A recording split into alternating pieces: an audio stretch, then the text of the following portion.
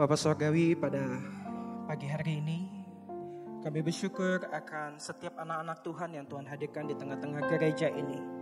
Menjadi bagian daripada kehidupan kami, menjadi bagian daripada komunitas di tempat ini. Dan pada hari ini ya Bapak, kiranya Engkau menolong kami semua untuk dapat bisa memahami akan kebenaran firman Tuhan yang boleh disampaikan kepada kami.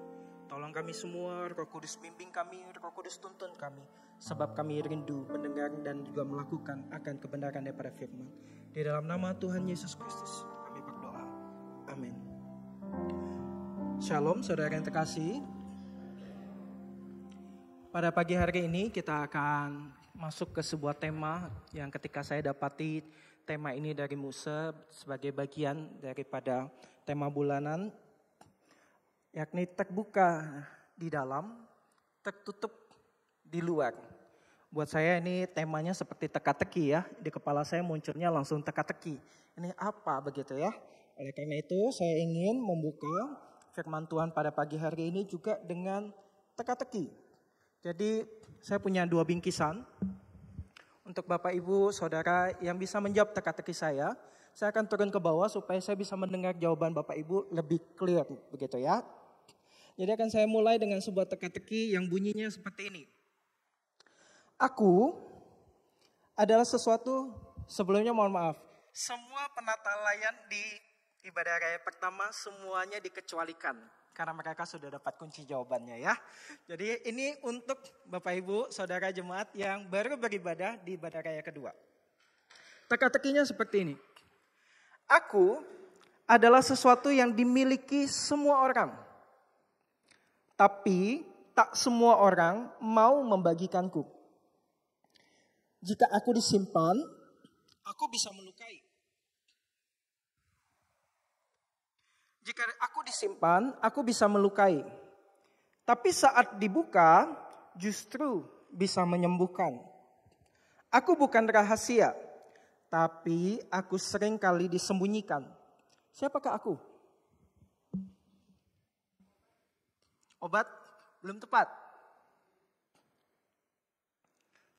Silakan Bu Yeni. HP belum tepat. Kristus belum tepat. Saya ulang ya, secara perlahan ya. Aku adalah sesuatu yang dimiliki semua orang. Tapi tak semua orang mau membagikanku. Jika aku disimpan, aku bisa melukai. Tapi saat dibuka, justru bisa menyembuhkan. Aku bukan rahasia, tapi aku seringkali disembunyikan. Siapakah aku? Belum tepat? Sebut dosa? Belum. Ya, silakan. Komika. Jawabannya adalah dosa. Kalau disimpan bisa melukai ya. Tapi kalau dibuka pada waktu yang tepat, pada pribadi yang tepat, terutama kepada Tuhan, justru akan bisa menyembuhkan. Tenang, masih ada satu lagi Bapak Ibu. Teka-teki kedua. Aku bisa disimpan bertahun-tahun. Jadi gak ada expirednya nih. Tapi makin lama aku disimpan, aku makin berat. Ini bukan lemak saya ya. Aku tidak pernah berbicara, tetapi aku berbisik di dalam tidurmu. Aku bisa membunuh sukacita, tetapi menghidupkan kecemasan. Saat aku diucapkan, tetapi pada saat aku diucapkan, aku kehilangan kuasaku. Siapakah aku? Kurang tepat. Kurang tepat. Saya ulang ya. Aku bisa disimpan bertahun-tahun. Tapi makin lama aku simpan, aku makin berat. Aku tidak pernah berbicara, tetapi aku membisiki tidurmu. Aku bisa membunuh sukacita, tetapi menghidupkan kecemasan. Tapi saat aku diucapkan, aku kehilangan kuasaku. Beban? Kurang tepat? Kurang tepat? Kurang tepat? Tadi disebutkan, di teka-teki pertama ada dia di sana.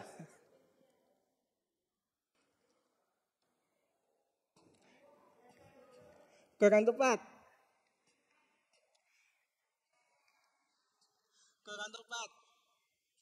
Di teka-teki pertama dia ada di sana. Kurang tepat. Saya bacakan pelan-pelan ya. Aku bisa disimpan bertahun-tahun, tapi makin lama aku simpan, aku makin berat. Aku tidak pernah dibicarakan, tidak pernah berbicara, tapi aku membisiki tidurmu. Aku bisa membunuh sukacita, menghidupkan kecemasan, tapi saat aku diucapkan, aku kehilangan kuasaku. Di teka-teki pertama disebutkan di sana, dia ada di sana.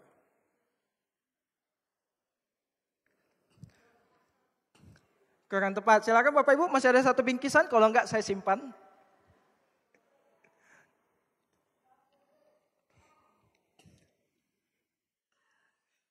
Kurang tepat.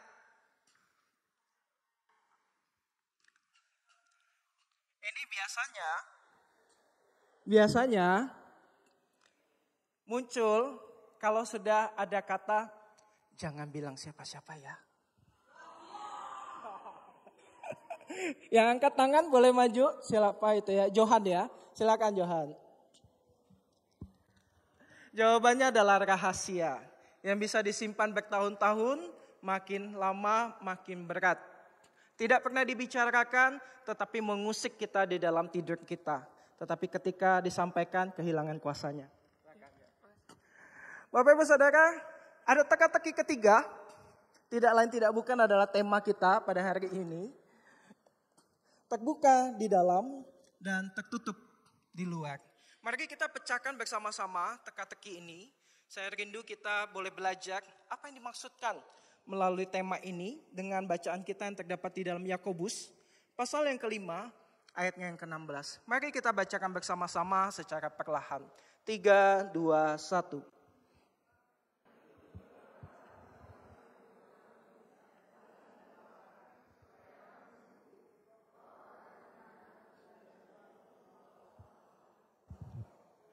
Bapak Ibu Saudara, untuk memecahkan teka-teki ini saya menawarkan tahapan 1, 2, 3. Biasanya akronim, tetapi minggu ini kita skip. Kita pakai 1, 2, dan 3. Rahasia untuk memecahkan teka-teki ini. Yakni yang pertama, bagian pertama adalah satu komunitas.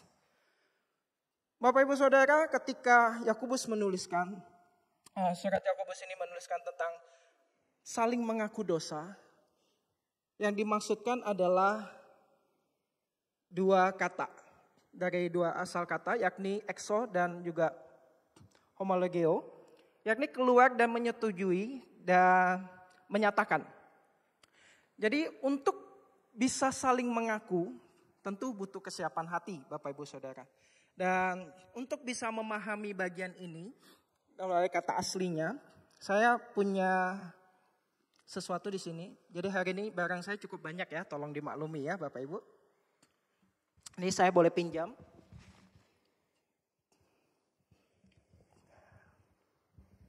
Saya di sini punya sarung tinju. Siapa yang mau bertinju dengan saya? Jadi saling mengaku ini seperti ini Bapak Ibu Saudara. Ketika kita saling mengaku sebagaimana yang tertulis di dalam Yakobus pasal 5 ayat 16 ini sama seperti kita menyepakati terlebih dahulu. Baru kita menyatakan, kita menyampaikan. Menyampaikan apa? Dosa kita, kelemahan kita, kekurangan kita. Jadi kesepakatannya adalah seperti seorang yang sedang bertinju tetapi tidak di dalam pertandingan. Lalu berada di dalam mana? Yakni berada di dalam proses latihan. Seorang petinju yang baik, dia butuh berlatih. Dan ketika dia berlatih, dia butuh seorang yang disebut sebagai sparring partner. Atau rekan berlatih. Ada satu rekan yang melatih dia. Jadi disepakati. Ayo kita latihan. Kalau tidak disepakati maka berantem. Sedang bertanding. Tidak sepakat untuk siapa yang menang. Kalau disepakati berarti pertandingannya curang, begitu kan ya. Nah, dalam latihan bersama dengan sparring partner ini, kita menyepakati satu hal. Yakni orang yang berlatih tinju itu sedang melatih dirinya dan mencoba untuk menemukan celah yang dimiliki, kelemahannya. Misalnya, mungkin lengan kirinya itu lemah, ototnya pernah cedera, atau dia punya blind spot, titik buta. Jadi matanya tidak bisa fokus ke semua arah kiri kanan yang ada di hadapannya. Dia cenderung misalnya lebih memperhatikan sebelah kanan. Sehingga sebelah kirinya ketika dia berlatih, menyerang dan bertahan, nah ini jadi titik blind spot. Sparring partner yang menjadi pribadi, yang menjadi cermin. Memberitahukan kepada orang yang sedang berlatih tinju itu, oh kelemahan kamu itu di sini. Kamu memang sudah bisa jab kanan dengan baik. Kamu bisa uppercut dengan baik dari bawah ke atas. Tetapi pertahanan kamu kurang. Ketika musuh mau meninju kamu dari sisi kanan kamu, pertahanan kamu di sana kurang. Nah, sparring partner itu, latihan itu dimaksudkan supaya petinju ini mengetahui kelemahannya dan kemudian melatih supaya kelemahannya itu dapat teratasi. Jadi kata saling mengaku dosa di sini itu sama seperti seorang yang sedang berlatih tinju. Jadi Bapak Ibu Saudara, ketika dalam Yakobus pasal 5 ayat 16 ini menyampaikan saling mengaku dosa, adalah pertama-tama kita harus menemukan dulu sparring partner yang tepat. Yang kita itu sepakat. Kamu jadi partner doa saya ya. Saya sedang bergumul untuk hal ini. Saya sedang berjuang untuk dosa ini. Saya sedang ingin meninggalkan kebiasaan buruk ini. Tolong dukung saya. Tolong bantu saya. Bahkan tolong jadi mentor saya. Kalau saya sudah nyerempet, mau jatuh ke dalam dosa, selamatkan saya. Tolong saya. Ada kesepakatan yang dibangun di sana. Tetapi kalau kita salah di dalam menempatkan diri kita di dalam sebuah komunitas, kita tidak sepakat akan hal ini. Ketika kita menceritakan kelemahan kita, ketika kita minta dukungan doa supaya mengatasi kekurangan kelemahan kita, dosa kita. Kita tidak berjumpa dengan sparring partner. Tetapi kita berjumpa dengan musuh. Yang akan memukul kalah kita. Yang tahu, oh kelemahanmu di sana. Justru dia akan memukul kalah kita. Di titik kelemahan yang kita sampaikan. Jadi Bapak Ibu Saudara, penting bagi kita untuk menemukan komunitas yang tepat. Sparring partner yang tepat. Karena kalau tidak, maka kita akan sama seperti Simpson. Yang menceritakan kelemahannya kepada pasangannya, Delila, yang kemudian justru diceritakan kepada kaumnya untuk menangkap dan mengalahkan Simpson. Sebagaimana kelemahan Simpson. Bapak Ibu Saudara, penting bagi kita untuk menemukan sparring partner yang tepat. Supaya kita dapat melatih diri kita menjadi pribadi yang lebih baik lagi. Mengalahkan dosa kita, kelemahan pribadi kita, keterbatasan kita, kekurangan kita, ataupun dosa-dosa yang saat ini sedang kita gumulkan. Bapak Ibu Saudara, untuk menemukan sparring partner yang tepat, Tuhan sudah sediakan komunitas di gereja ini. Ada ibadah, komunitas yang besar, ada PDP, Persekutuan Doa Pemuridan, kelompok medium, ada kompak, kumpulan suami istri di dalam kelompok kecil, ada kelompok-kelompok kecil, dan juga ada ruang konseling yang Tuhan sediakan di gereja ini. Jadi sebenarnya Tuhan sudah sediakan sparring partner buat kita supaya kita bisa dealing, supaya kita bisa menghadapi diri kita, mengingatkan diri kita yang cenderung hidup di dalam kedagingan dan dalam dosa kita. Kak Roger menyebutkan bahwa saat kita menemukan seseorang yang sungguh-sungguh mendengar kita tanpa menghakimi, tanpa bermaksud untuk menyerang, tanpa bermaksud untuk menjatuhkan kita, tetapi untuk melatih kita, untuk menolong kita, untuk mengingatkan kita, untuk mengevaluasi kita, untuk menuntun kita. Kak Roger katakan, rasanya sungguh-sungguh luar biasa indahnya. Oleh kenapa Bapak Ibu, kalau kita lihat di dalam teori jendela johari, mungkin beberapa Bapak Ibu cukup familiar dengan teori ini. Kalau Bapak Ibu lihat di bagian atas, itu adalah tahu dirinya seperti apa. Sebelah sini, itu dikenali sama orang. Oh, Bapak Ibu kenali saya sebagai seorang hamba Tuhan, rohaniawan. Itu Bapak Ibu tahu. Tetapi bagian bawah ada hal-hal yang saya tidak beritahukan kepada Bapak Ibu Saudara. Mungkin Bapak Ibu Saudara tidak tahu bahwa saya adalah seorang bungsu yang tidak jadi. Karena perbedaan usia 14 tahun dengan adik saya. Tetapi hari ini, beberapa tahun yang lalu, saya kembali bungsu lagi. Karena adik saya sudah meninggal. Mungkin ada beberapa hal informasi yang Bapak Ibu tidak terlalu tahu tentang saya. Ini adalah bagian yang tersembunyi dari kehidupan saya. Kalau Bapak Ibu lihat sebelah kanannya, itu ada hal-hal yang saya sendiri tidak tahu. Bahwa ternyata saya adalah pribadi yang demikian. Ada hal-hal yang saya tidak ketahui. Dan ada bagian unknown. Bagian yang saya tidak tahu, orang lain pun tidak tahu. Ini adalah bagian unknown. Bagian misteri yang hanya Tuhan saja yang tahu. Nah, ketika kita menemukan sparring partner yang tepat, komunitas yang sehat, bagi diri kita, maka kita akan merasa aman. Kita merasa nyaman, kita merasa percaya. Untuk apa? Untuk disclosure, untuk membuka diri kita. Jadi bagian yang tidak dikenali ini makin lama makin kecil. Ketika saya merasa nyaman dengan Bapak Ibu Saudara, ketika saya mulai percaya kepada Bapak Ibu Saudara, saya membagikan informasi-informasi diri saya. Even, bahkan dalam hal-hal yang menjadi kelemahan saya. Beberapa minggu yang lalu saya menceritakan bahwa memang kalau saya bawa khotbah, saya itu sudah mules duluan. Banyak psikosomatis yang saya rasakan. Saya diare, saya susah tidur, kemudian saya migran. Itu adalah kelemahan-kelemahan saya yang saya buka beberapa minggu yang lalu. Ini bagian daripada disclosure saya. Sehingga bagian hidden ini mulai makin lama makin kecil. Dan ketika saya membuka diri saya, maka mungkin ada di antara Bapak Ibu akan memberikan feedback.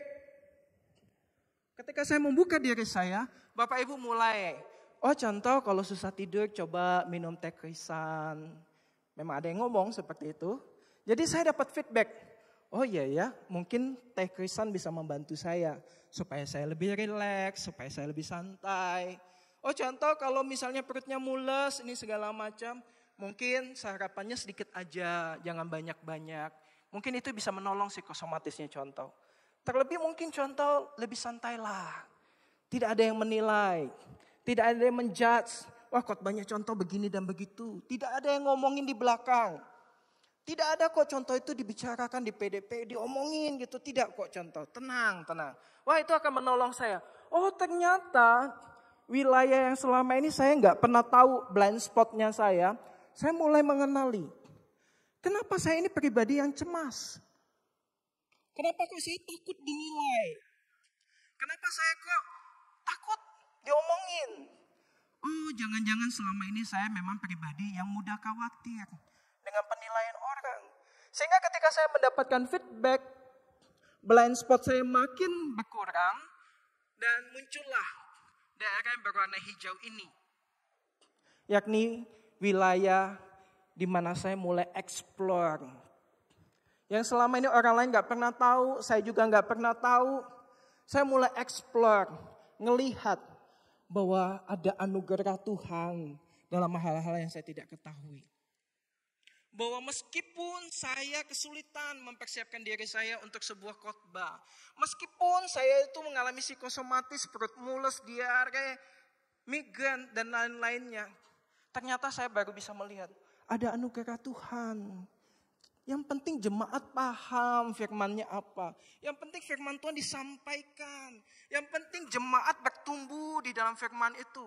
Bukan tentang saya jago bicara, bukan tentang apa yang mampu saya kerjakan di atas mimbar ini, bukan. Di sini saya baru mulai melihat wilayah unknown saya itu mulai saya explore. Ternyata Tuhan bisa bekerja dengan begitu banyak cara supaya firman Tuhan itu bertumbuh di dalam pribadi demi pribadi. Mungkin kita akan menemukan juga Bapak Ibu Saudara hal-hal lain di dalam diri kita, kelemahan diri kita. Mungkin selama ini kita merasa kita malas. Lalu kita ketemu komunitas yang tepat. Di gereja ini ada komunitas jalan pagi. Ada juga komunitas badminton. Ada juga komunitas Muay Thai. Ada banyak komunitasnya. Mungkin selama ini kita merasa kita malas. Kita ngobrol sama komunitas di tempat ini. Kok saya rasa makin hari badan saya makin males ya. Lalu dapat feedback. Yuk ikutan jalan pagi yuk. Enggak sering kok, seminggu paling 1 kali, 2 kali. Supaya kamu lebih bugar. Wah, ketika kita meresponi, kita mau wilayah blind spot kita mulai berkurang. Yang selama ini kita kira kita malas, hanya karena kita tidak menyediakan waktu. Kita bilang kita nggak punya waktu. Tetapi sekali dicoba, 2 kali coba, ternyata kita punya waktu. Kita mulai, blind spotnya mulai menipis. Kita mulai explore. Ternyata Tuhan mau kita hidup sehat. Ternyata Tuhan mau mengerjakan hal-hal baik di dalam diri kita. Supaya kita bugar, supaya kita efektif, supaya kita maksimal di dalam usaha pekerjaan kita, di dalam keluarga kita, dan juga di dalam pelayanan kita. Jadi melalui ini kita dapat melihat bahwa kalau kita menemukan orang yang tepat, komunitas yang tepat, maka pengakuan dosa kita atau pengakuan atas keterbatasan diri dan kelemahan kita akan membuka area-area yang selama ini mungkin kita tutupi. Area-area yang mungkin selama ini kita nggak pernah ketemu. Area-area yang selama ini nggak pernah kita jelajahi.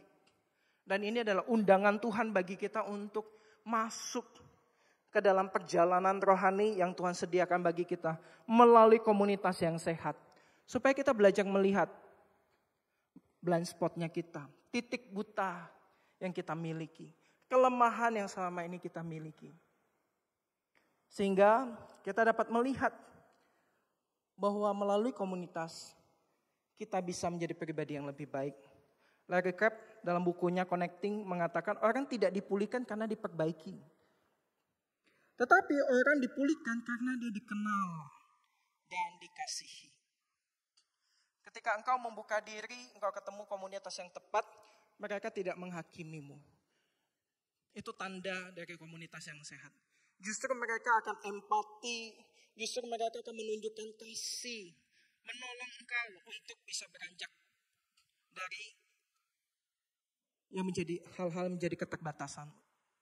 Justru tangan dari komunitas yang sehat akan terulur, menolong engkau untuk berjalan, memampukan engkau untuk mengatasi semua kelemahan-kelemahanmu. Keterbukaan diri yang sejati membutuhkan rasa aman, kasih, dan juga keberanian.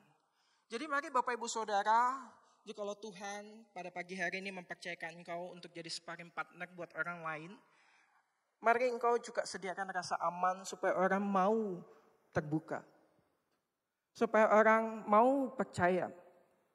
Dan tunjukkan juga kasih Tuhan bahwa engkau tidak menghakimi kelemahannya, engkau tidak menghakimi kecatatannya, tetapi justru engkau mengulurkan tangan kasih-Mu untuk bisa menolong mereka. Yang kedua, Bapak Ibu Saudara, yakni 2 sikap. 2 sikap ini berkaitan dengan disiplin rohani dan juga kerendahan hati. Kata saling mendoakan ini menggunakan kata imperatif. Artinya terus-menerus. Jadi ini sebuah disiplin yang harus dikerjakan terus-menerus. Bukan hanya sekali waktu. Dan saling mendoakan ini juga mengindikasikan tentang doa syafaat. Bukan tentang doa pribadi yang hanya egosentris berpusat kepada diri sendiri. Tetapi doa yang memberikan ruang bagi orang lain untuk Tuhan bekerja di dalam diri kita untuk menyentuh kehidupan orang lain. John Calvin mengatakan bahwa doa syafaat adalah buah dari kerendahan hati. Hati yang sombong hanya berdoa untuk dirinya sendiri. Jadi ini adalah bagian di mana anak-anak Tuhan, orang-orang percaya mengambil bagian di dalam tubuh Kristus. Kita melihat mungkin tangan kita punya kelemahan. Maka kita berdoa untuk tangan kita. Mari kita mengambil bagian untuk melatih tangan kita. Kita melihat saudara kita mungkin dia terbatas dalam hal tertentu. Maka kita ikut mengambil bagian di dalam kehidupannya. Mendoakan dia. Dan juga ikut mengambil bagian, menolong dia. Untuk mengatasi akan semua keterbatasan dan kekurangannya. Ingat Bapak Ibu Saudara bahwa Tuhan memang terima kita apa adanya. Tetapi Tuhan tidak pernah akan membiarkan kita apa adanya. Dia mau kita jadi pribadi yang lebih baik. Dia mau kita menjadi pribadi-pribadi yang mengerjakan pekerjaan Tuhan. Karena Tuhan tahu kita punya kemampuan. Karena Dia yang ciptakan kita. Karena Tuhan mau kita dipakai untuk pekerjaan yang besar untuk Tuhan. Doa syafaat adalah pengaturan emosi bersama-sama melalui koneksi rohani. Jadi komunitas yang kita miliki, yang Tuhan sudah hadirkan bagi kita, ini adalah gimnasiumnya kita, gimnastiknya kita. Tempat bagi kita untuk saling melatih satu dengan yang lain. Kenapa butuh dua sikap Bapak Ibu Saudara? Karena memang butuh disiplin, terus menerus. Tidak bisa Senin Kamis. Senin iya, Selasa enggak, Rabu enggak, Kamis nanti balik lagi, nanti bolos lagi. Tidak bisa dengan attitude yang demikian, tetapi butuh kesinambungan. Terus menerus, ini menjadi disiplin rohani yang akan bisa melatih otot-otot spiritual kita. Otot-otot rohani kita, supaya kita bisa mengatasi akan dosa kita. Lemak-lemak jahat kita, saya punya PR Bapak Ibu Saudara. Lemak-lemak jahat kita perlu atasi. Dosa-dosa kita perlu atasi. Kebiasaan buruk kita perlu atasi. Dan melalui disiplin rohani inilah, mari kita melakukan sparring partner satu dengan yang lain. Kita mau mencapai targetnya Tuhan, yakni jadi Kristus yang ada di dunia ini. Dan yang kedua, sikapnya yang dibutuhkan adalah kerendahan hati. Kerendahan hati untuk menerima bahwa memang saya punya kelemahan. Bahwa memang saya punya kekurangan. Jadi ketika sparring partner kita menegur kita, menyampaikan kepada kita, kamu seperti ini, kamu harus begini, kamu makannya harus dijaga, kamu harus begini, harus begitu. Maka butuh kerendahan hati untuk dievaluasi dan dikoreksi. Karena kita tahu, ini sparring partnernya kita. Ini bukan musuh kita yang ngejek kita. Itu bukan musuh kita yang ngejek kita gendut, gemuk, tambun, bukan. Ini adalah sparring partner kita yang mau kita punya tubuh yang bugar. Punya kemampuan, skill yang bisa bertarung. Bertarung dengan apa? Dengan dosa kebiasaan buruk kita. Jadi butuh kerendahan hati Bapak Ibu Saudara. Untuk menyadari bahwa kita ini lemah, bahwa kita ini terbatas. Dan bahwa kita ini punya kebutuhan-kebutuhan diri kita yang selama ini mungkin kita cari di tempat yang lain. Tempat yang salah, komunitas yang salah. Dan terutama butuh kerendahan hati untuk hidup bergantung kepada Tuhan. Menyadari bahwa hanya Tuhan saja yang mampu menolong kita. Dan yang ketiga Bapak Ibu Saudara, yang terakhir adalah 3 langkah untuk pulih. Yakni mengaku dosa dengan rendah hati, mendoakan satu dengan yang lain secara aktif, menjadi ruang aman bagi sesama kita. Sehingga kita bisa mencapai kesembuhan. Kesembuhan di dalam Yakobus pasal 5 ayat 16 ini memang konteksnya adalah kesembuhan fisik. Namun jika kita melihat keseluruhan pasal ini, kita akan menemukan bahwa ini juga berbicara tentang kesembuhan dari dosa kita. Dari kebiasaan-kebiasaan buruk kita, kelemahan-kelemahan diri kita. Dan juga kesembuhan atas semua keterbatasan dan juga penderitaan jiwa kita. Psikosomatis kita, gejala-gejala jiwa kita yang khawatir, takut, cemas. Ketika kita menemukan komunitas yang tepat, ketika kita saling support satu dengan yang lain, ketika kita saling berlatih satu dengan yang lain dengan doa dan saling menguatkan, menanyakan kabar, mementoring satu dengan yang lain, kita akan menemukan sebuah ruang aman bagi kita untuk mengalami kesembuhan yang Tuhan sediakan bagi kita. Adaptasi dari tulisan Larry Crabb, Pengakuan mematahkan kuasa malu.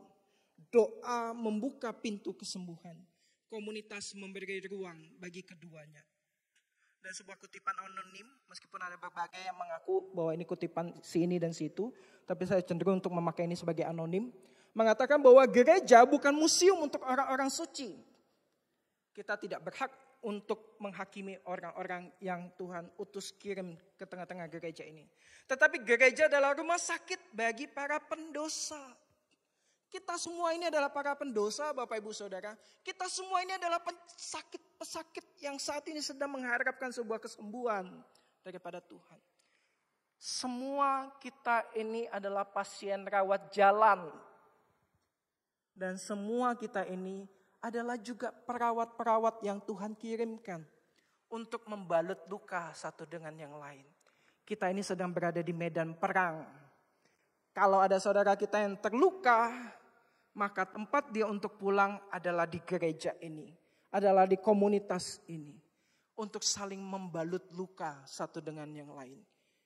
Gereja bukan tempat orang suci yang tidak pernah berdosa atau tidak lagi berbuat dosa, Bapak Ibu Saudara. Kita tidak berhak untuk menghakimi.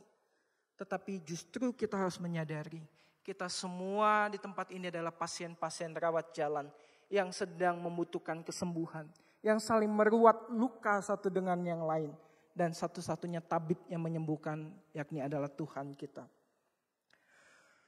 Beberapa waktu yang lalu saya pulang ke kampus lama saya mengikuti kuliah intensif pembekalan di sana.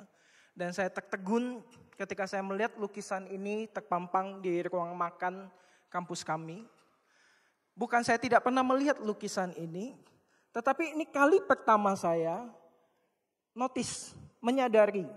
Dan mungkin ini kali pertama saya melihat lukisan ini sebagaimana adanya. Lukisan ini adalah lukisan Leonardo da Vinci dengan judul Last Supper, perjamuan terakhir. Mungkin Bapak Ibu Saudara pasti familiar dengan gambar ini. Namun ada satu hal yang membuat saya notice. Selama ini saya nggak pernah menyadari ada bagian di tengah sini yang tampaknya di berbagai lukisan-lukisan adaptasi dari seniman-seniman lain, bagian ini dihilangkan. Dan saya masih mencoba mencari di internet, masih belum menemukan kepastiannya. Karena saya juga belum pernah ke Milan, ke ruang makannya para rahib-rahib di sana. Jadi lukisan ini bukan dilukis di atas kanvas, tetapi lukisan ini dilukis di dinding oleh Leonardo da Vinci. Dan pada saat itu, lukisan ini dilukis dengan cat minyak, tidak biasa pada zaman itu. Cara pendekatan yang berbeda sekali. Dan kalau kita melihat bagaimana Leonardo da Vinci, artis seniman ini menggambar lukisan ini, dia menggunakan komposisi memfokuskan penglihatan kita kepada Kristus yang ada di tengah. Namun saya tertarik dengan ini apa? Ini apa? Beberapa artikel di internet menjelaskan bahwa memang Leonardo menggambar hanya pada satu sisi di dalam meja para murid dan Yesus itu berada. Sisi bagian luar ini memang sengaja dikosongkan oleh Leonardo untuk bisa memberitahukan kepada penikmat lukisannya bahwa engkau diundang makan di meja perjamuan tersebut. Namun saya nggak pernah tahu bahwa ini ada. Dan saya masih mencari tahu, itu bangku atau itu gerbang, gate, pintu. Saya belum menemukan jawabannya. Tetapi dalam perenungan saya, sebagaimana juga artikel-artikel yang dituliskan di internet tentang ruang kosong yang disediakan oleh Leonardo di depan meja ini, adalah undangan kepada kita untuk satu meja perjamuan dengan Tuhan. Di dalam perenungan saya menjadikan ini sebagai bangku yang khusus, yang spesial, yang disediakan buat saya pendosa ini untuk mengambil bagian di dalam meja perjamuan Tuhan. Hari ini kita perjamuan mari kita juga merenungkan, apakah bangku ini adalah untuk kita? Satu ruang terbuka yang disediakan Tuhan untuk mengundang kita masuk menjadi bagian daripada keluarga Allah. Bapak Ibu Saudara, keluarga Allah itu penuh dengan kelemahan dan keterbatasan. Kalau Bapak Ibu Saudara lihat dari kiri ke kanan, di situ para murid Tuhan seperti sedang berdebat. Dan beberapa penafsiran artikel mengatakan siapa yang paling besar di antara kita. Siapa yang paling hebat di antara kita para murid Tuhan. Bapak Ibu Saudara, para murid Tuhan juga adalah para pendosa yang punya kelemahannya masing-masing. Kita melihat Yudas Iskariot yang sedang memegang kantong uang. Itu digambarkan oleh Leonardo da Vinci. Dengan begitu jujur bahwa murid-murid Tuhan itu bukan orang-orang suci.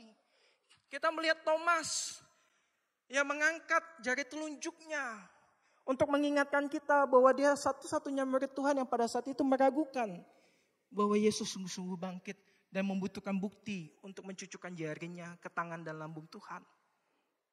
Kita juga melihat di sana ada Petrus yang memegang pisau untuk mengingatkan kita tentang ketidaktaatannya ketika dia memotong telinga para prajurit. Bapak Ibu Saudara,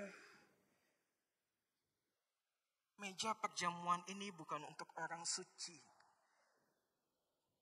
Dan meja perjamuan ini terbuka untuk saya, untuk Bapak Ibu Saudara, mengambil bagian di dalamnya. Menghadap Tuhan dengan penuh kejujuran. Bahwa ya Tuhan, aku manusia berdosa.